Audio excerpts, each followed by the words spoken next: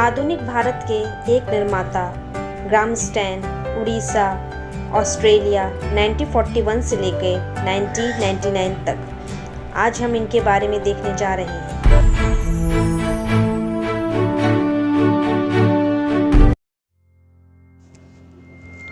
Graham stand का जन्म Australia राज्य क्वींसलैंड में सनवुड कोस्ट ऑफ पामुंड में हुआ था। उन्होंने 1965 में पहली बार evangelical missionary society of Mayurbhanj EMSM में जुड़कर भारत का दौरा किया और उड़ीसा राज्य के दूरदर्श जनजाति के क्षेत्र में काम किया,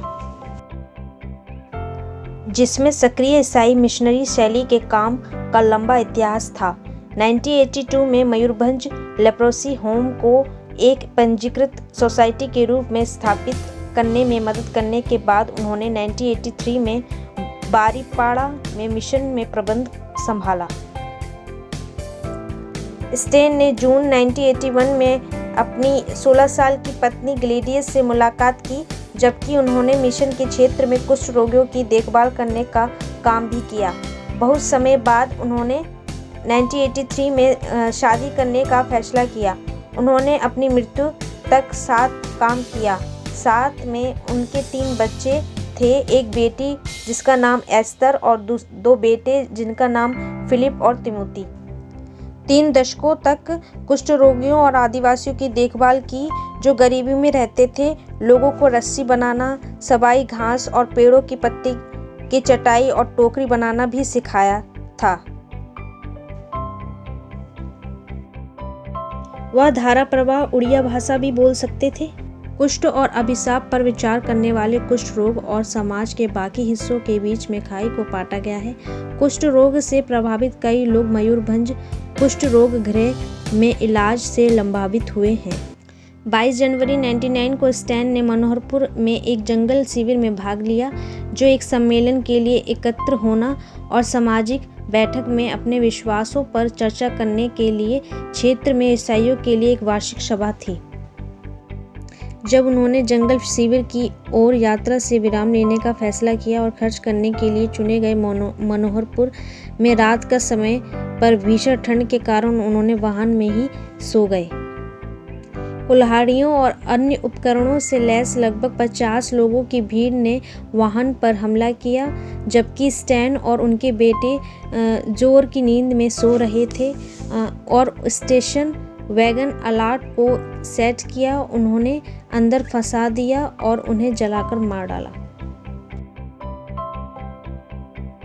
उनकी पत्नी ग्लेडियस ने यह घोषित करने का असाधारण कदम उठाया कि उसने अपने पति और बेटों के हत्यारों को माफ कर दिया था और उनके खिलाफ कुछ भी नहीं रखा।